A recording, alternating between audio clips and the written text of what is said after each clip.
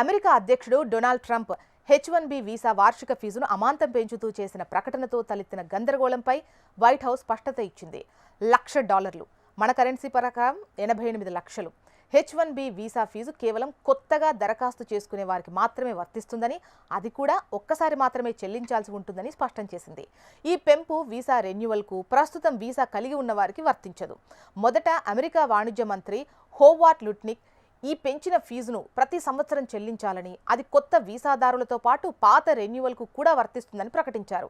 దీంతో H1B వీసాదారుల్లో తీవ్ర ఆందోళన, గందరగోళం నెలకొంది. ఈ నేపథ్యంలోనే ఈ కొత్త విధానం అమల్లోకి రావడానికి కొద్ది గంటల ముందు వైట్ హౌస్ మీడియా కార్యదర్శి కారోలిన్ స్పష్టమైన వివరణ ఇచ్చారు.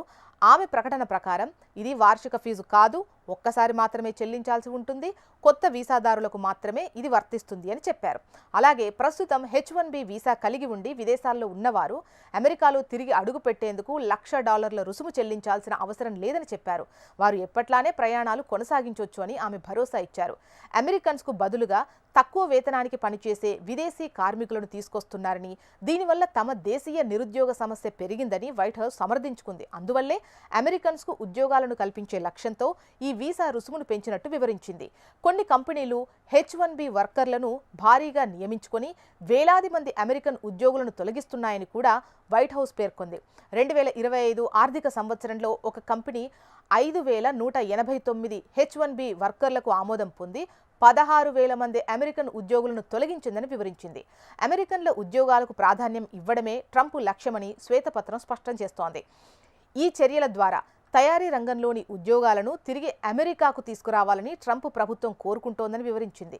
ఇక H1B వీసా అనేది సైంటిస్టులు, ఇంజనీర్లు, ప్రోగ్రామర్లు, డేటా సైంటిస్టులు వంటి నిపుణులను అమెరికన్ కంపెనీలు నియమించుకోవడానికి యూజ్ చేసే వీసా. ఈ వీసా కాలపరిమితి 3 ఏళ్లుగా ఉంటుంది. ఆ తర్వాత దాన్ని 6 ఏళ్లకు పెంచుకోవచ్చు. ప్రతి ఏటా అమెరికా జారీ చేసే H1B వీసాల్లో దాదాపు 70% మంది మన భారతీయులే. రెండో స్థానంలో చైనా ఉంది.